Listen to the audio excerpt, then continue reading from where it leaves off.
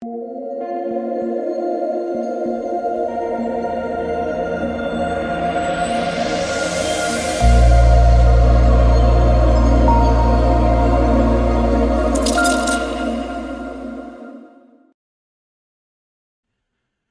what is going on, guys? It's DK. Back at you with another video here to break down the 5-game NBA slate on Tuesday. If you're a first-time watcher, welcome. My name is DK. I make content for Draftkings, NBA Top Shot, and for Prize Picks.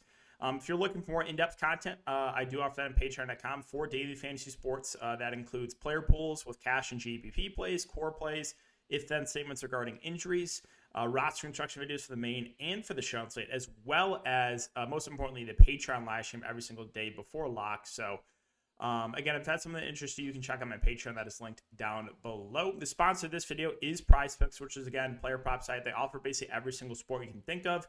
It's really, really fun. You pick 2 to 5 player props and you win up to 10 extra money. You can mix and match sports. So if you guys want to give it a try, just use my code DKDFS for a 100% match up to $100. Okay, so let's get into this video, guys. So real quick though, we got to go over my lineup here from tonight. So, tonight in the Patreon live stream, we went over, what I thought the best possible lineup, which was Jokic plus one of DeJounte Murray or Trae Young with all the shorthanded teams, leaning towards getting a decent chunk of Boston exposure, but those other shorthanded teams as well. So, worked out really, really well. I was going back and forth with Trae versus Murray. At first, it was Murray that's getting more ownership. Then we got, a lot of those Hawks guys rolled out. Then Trae was getting a little more ownership. I was going back and forth on it. And how do I word this properly? The Hawks game stayed competitive. Phenomenal game. They put up over 130 points. So I'm looking at that, I'm like, all right, I have Trae Young with almost all scrubs on this team, right? It's Trae Young basically to himself. Great matchup against the Pacers, and it stayed competitive. And they scored 130 points. I must be taken down tonight, right? Because I have Trae Young.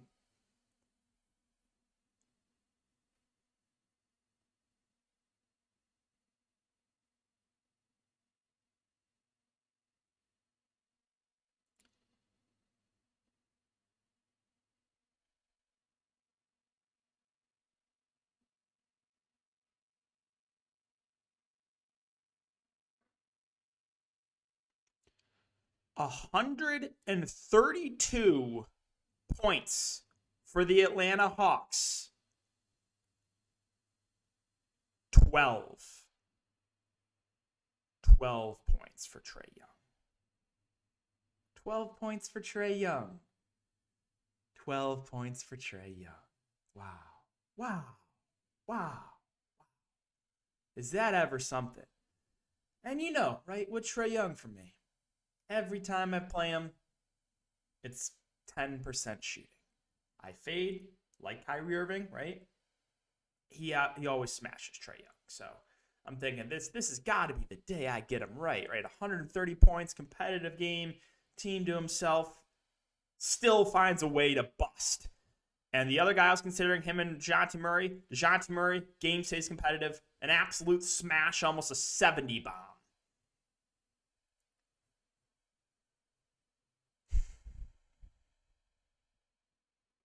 I'm in quite a bit of pain here, guys. I'm in quite a bit of pain. But all right, most importantly, let's talk about the rest of it. So I was shocked, really, really shocked how low owned some of these Boston guys were. That was a misread on my part. I was telling everyone, I was like, all right, optimal build, play at least 2 Celtics. You can play, up to 4 in cash games. I thought they were all going to be very, very popular. Marcus Smart was like no one played him. Derek White was only 30% owned. Tice was only 30% owned. I played Pritchard, who's 20%. That was a complete misread on my part. I really thought the Boston Celtics were all going to be massive chalk, and they weren't.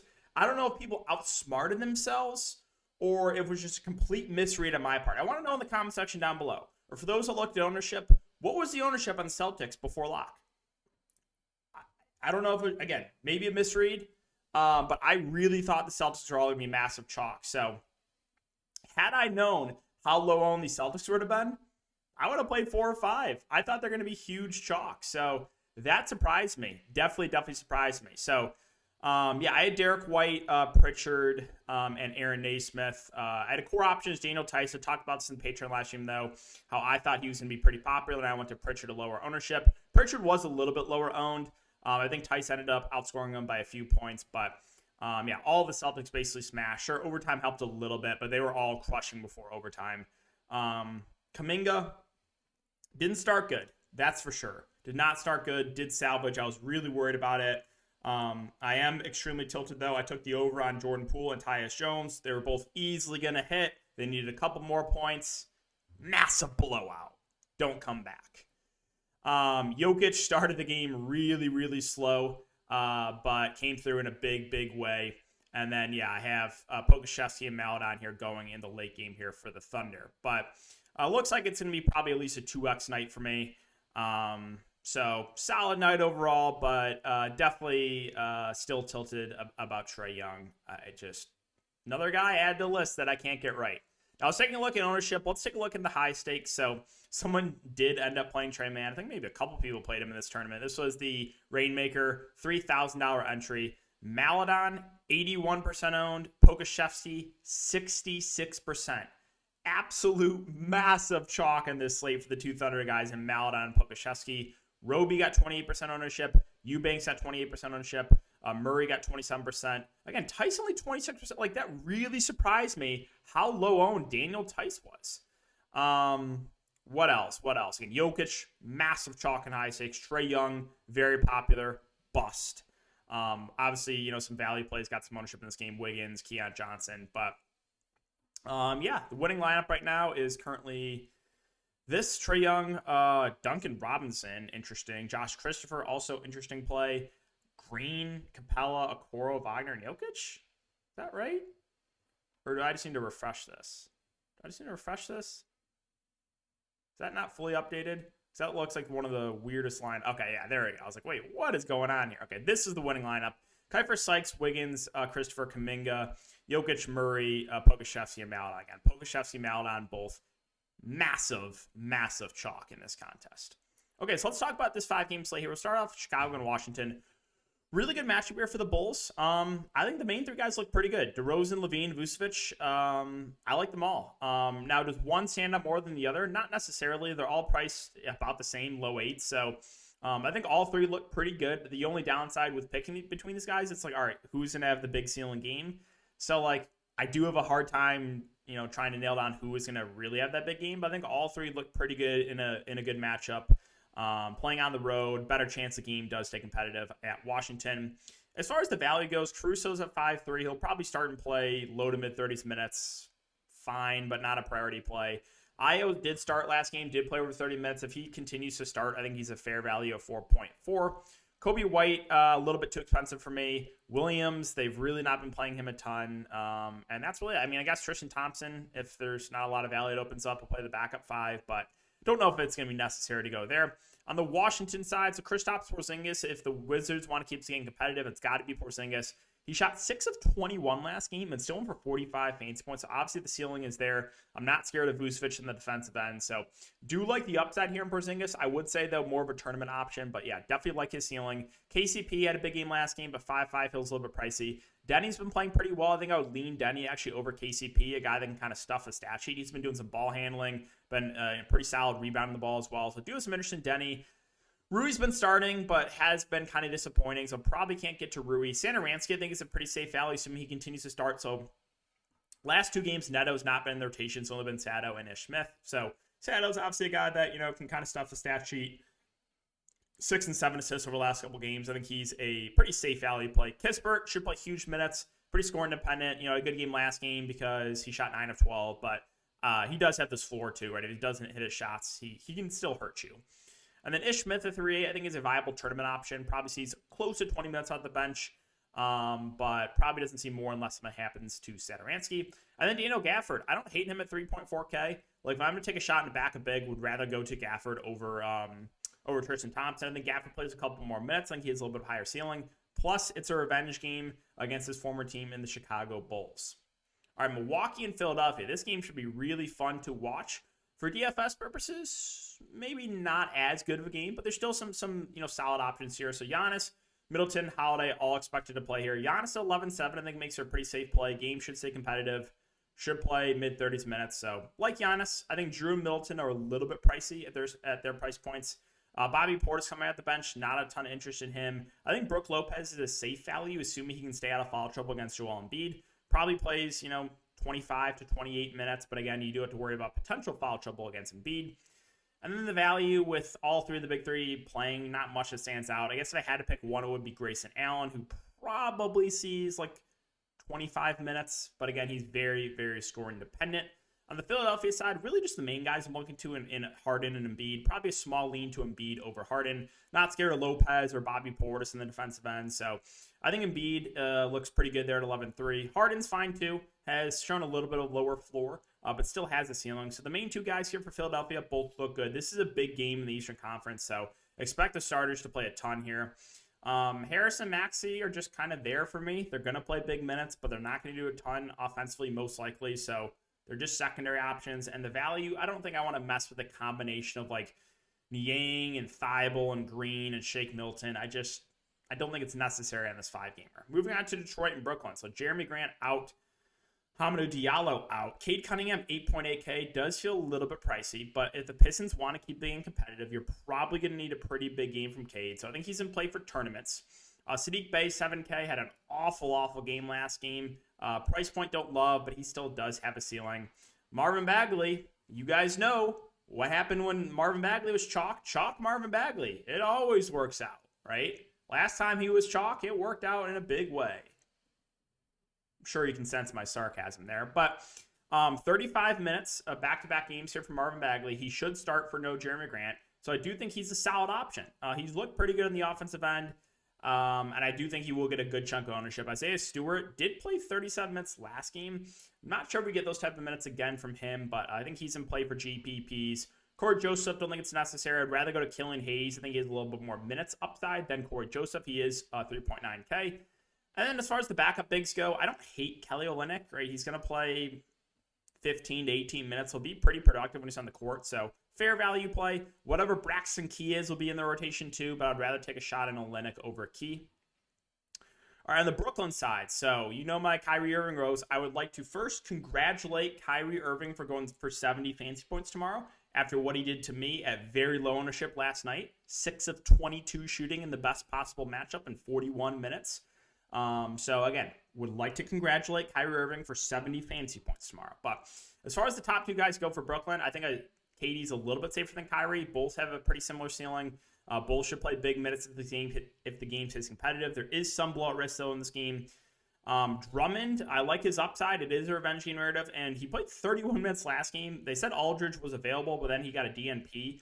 Now, I don't know if we get 31 minutes again, but like Drummond is a good point per minute guy. If we get close to that, the ceiling is extremely high in Andre Drummond. So like his upside a lot, just unsure of the minutes. The secondary options like Brown, Curry, and Dragic, if I had to pick one, it would be Dragic, who will be kind of that backup point guard and do the ball handling. 7, 6, and 6 last game. So he's the guy. If I had to pick one of those secondary Nets guards, it would be Dragic. But yeah, Claxton was the backup over Aldridge. I'm not sure if that continues. Like, if you want to try to take a shot in Aldridge and hope he gets the backup 5 run this game, you can, but definitely just a large field tournament play. All right, Lakers and Mavs, talk about pain. LeBron James not expected to play. Who's ready to lose some money with Russell Westbrook? I know I am. Westbrook at 8-8 has played a little bit better of late. Without LeBron James, he should be their go-to guy. He should play 35 to 38 minutes, so I think he looks pretty good here, but we have seen, every time I play this guy with LeBron out, it is awful shooting, and he just 10 turnovers, right? Just awful play from Westbrook, but I do think he is in play. The mid-range guys look pretty good here, too, with Monk, Melo, and THT. So Monk should be one of their main scorers. I would assume he probably plays around 30 minutes. I think he looks good in the mid-range. I think Carmelo probably plays around 25 to 30 minutes. He looks pretty good at 4-6. Talon Horton-Tucker most likely plays close to 30 minutes. I think he's a solid value. We have seen Dwight Howard play big minutes over the last couple games. I will say, though, that was against big teams, right? Against Embiid and against Jonas Valanciunas and the Pelicans. Well, now you get the Mavs. Like, yeah, they have Dwight Powell, but the Mavs can definitely go small. So, like, a little bit worried about Dwight Howard's minutes, but if he starts, I think you can look to him. Gabriel started last game, but his minutes went way, way down, right? They went to Dwight Howard for more minutes. So the two, like, bigs for the Lakers are intriguing to me. We'll see the starting lineup. If they both start, then it's going to be a tough call on, who gets more minutes. Gabriel might match up a little bit better against this Dallas team, but we'll see. So both those guys in play, but definitely riskier options. Austin Reeves probably sees 25 or so minutes. He's fine. Scoring dependent. Even though he did 6 boards and 6 assists last game, in my opinion, definitely an outlier game. All right, on the Dallas side. So Luka Doncic, well, the game says competitive. He looks phenomenal. The question is, can the Lakers keep this game close? I'm not sure if they can. So you do have to factor that in, but the game says competitive. Luka looks amazing. Dinwiddie and Brunson both just look like fair options. Brunson really, really hurt me in the last show. It's like going for just a random 50 bomb. It's still in a lot of pain from that one. But Dinwiddie and Brunson are both kind of just fair plays for me. Dorian Finney-Smith, a little pricey at 4.6. I think Reggie Bullock looks okay at 4.2. He's playing big minutes. Just comes down to whether or not he can hit his shots, right? And the bigs look okay, too, for me. Dwight Powell and Kleber in this matchup, I think both look pretty good. They should split the starting minutes. Would expect low to mid-20s from both Powell and Kleber. Both have shown a ceiling. Kleber's a little bit cheaper. Powell's had a couple big games of late. So I think both the Dallas bigs look pretty good here. And finally, Utah versus the Clippers. So some big news here for the Utah Jazz. No Whiteside. Gobert and Bogdanovic both questionable. If Gobert and Bogdanovic both miss, then the Utah guards all look good. And then the value, this grouping of Pascal, Gay, Royce O'Neal, and Hernan Gomez all look pretty good. So that is going to be huge news. Mitchell 8.7 was absolutely awful last game, but we know he has a high ceiling. So 8.7K, a fair price point for him. Clarkson, if there's no Bojan and no Gobert, probably sees mid-30s minutes. I think he would be in play for tournaments. Mike Conley would be a pretty safe option. I mean, he's playing around 30 minutes. So the guards all look good, especially if Gobert and Bogdanovic are out. If Bogdanovic is back, and if Bogdanovic and Gobert are back, I'm staying away from these wings of Utah. And then probably just looking to the main guys for the Jazz. Again, if Gobert and Bogdanovic both miss, we can look to Hernan Gomez. It was Hernan Gomez and Pascal that both started. They both played mid-20s minutes. You saw about 20 minutes on the bench for Gay. He was really, really good. And Royce O'Neal probably plays 30 to 35 minutes. So all those guys would be firmly in play here. Just keep an eye on the Utah news. It is a late game, though, and it's 2.5 hours after all these other games start. So we might not get that news for a while, which could make roster construction interesting. And finally, the Clippers team. I mean, it's hard to get to anyone. We also have Paul George might be back. Reggie, Morris, and Batum all on a limit. George might be in. I have a really hard time to get into anyone. If Paul George is out, I guess you can take shots in Terrence Mann or either big of Zubac or Hartenstein, maybe a little Luke Kennard interest. But if Paul George is in, I don't know if I can get to anyone outside of maybe Zubac or Hartenstein who will split the center minutes. But yeah, Clippers team looks pretty unappealing. Keep an eye on the Paul George news. So that's going to wrap it up for the video, guys. Hope you guys had a good night tonight. As always, I thank you again for watching the video and supporting the channel, leaving the like button, all that good stuff. Does help me out a ton. Make sure to check out the Prize Pick stream tomorrow. I'll be doing with Mark. We'll be doing, throughout the week, giveaways from time to time if we do hit some plays. So make sure to check out that stream. And yeah, again, just appreciate you guys watching the video. So thanks again. Enjoy the rest of your night, and I'll see everyone in the next video.